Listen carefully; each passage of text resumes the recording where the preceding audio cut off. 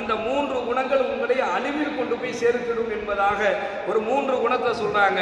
அதுல முதலாவது விஷயம் கஞ்சத்தனம் உடையவர் என்பதாக சொன்னாங்க.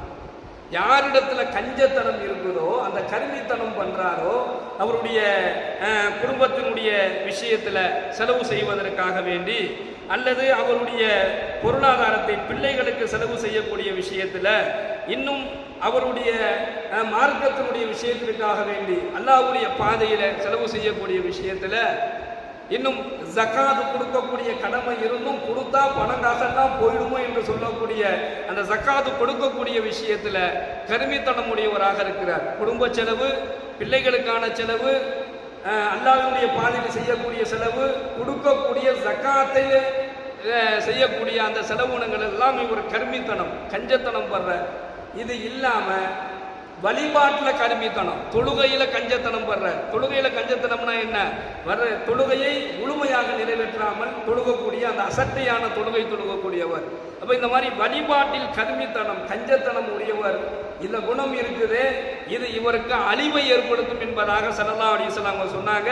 அல்லாஹ்வுடைய அருளை விட்டு தூரமாகிறாரு. அல்லாஹ் அவருடைய கருணையை அவருக்கு வழங்க மாட்டான். மேலும் அல்லாஹ் அவருடைய தௌபாவும் ஏற்றுக்கொள்ளப்படாது என்பதாக நபிகள் நாயகம் ஸல்லல்லாஹு அலைஹி வஸல்லம் அவர்கள் சொல்லி காண்பித்தார்கள். இரண்டாவது குணம், தன்னுடைய மனதில் ஆசைப்படக்கூடிய, அதாவது மனோ இச்சைகளை பின்பற்றக்கூடியவர் என்பதாக சொன்னாங்க. எதெல்லாம் தன்னுடைய மனசுக்குள்ள ஆசைப்படுறாரோ அதெல்லாம் செய்ய ஆரம்பிச்சிருவார். எதெல்லாம் ஆசைப்படுறாரோ அதை செய்ய ஆரம்பிச்சிருவார். அது நல்லதா கெட்டதா, அது கூடுமா கூடாதா, அதை அல்லாஹ் விரும்புறானா விரும்ப மாட்டானா, அது மார்க்கத்தில் ஜாயிஸ் இருக்கா இல்லையா, அதெல்லாம் பார்க்க மாட்டார். என் மனசுல ஆசைப்படுறேன் அதை அவர் செஞ்சிருவார். இந்த மாதிரி பின்பற்றக்கூடிய மனோ இச்சைகளை பின்பற்றக்கூடியவருடைய பாவங்கள் மன்னிக்கப்படாது. அவருடைய தௌபாவை அல்லாஹ் ஏற்றுக்கொள்ள மாட்டான். மேலும் அந்த குணம் அவரை அழிவில் சேர்த்துவிடும் என்பதாக நபிகள் நாயகம் ஸல்லல்லாஹு அலைஹி வஸல்லம் சொன்னாங்க.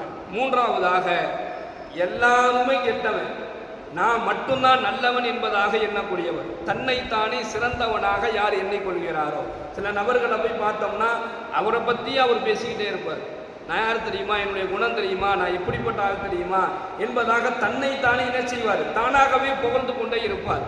எல்லாரையும் விட நான் சிறந்தவன் என்பதாக, தன்னைத்தானே சிறந்தவன் என்பதாக எவன் எண்ணிக்கொள்கின்றாரோ அந்த குணம் அவரை அழிவில் சேர்க்கும் என்பதாக பெருமானார் ஸல்லல்லாஹு அலைஹி வஸல்லம் அன்னவர்கள் கூறிய இந்த ஹதீஸை ஹஜ்ரத்னா அப்துல்லாஹ் இப்னு உமர் ரலியல்லாஹு அவர்கள் அறிவிக்கின்றார்கள்.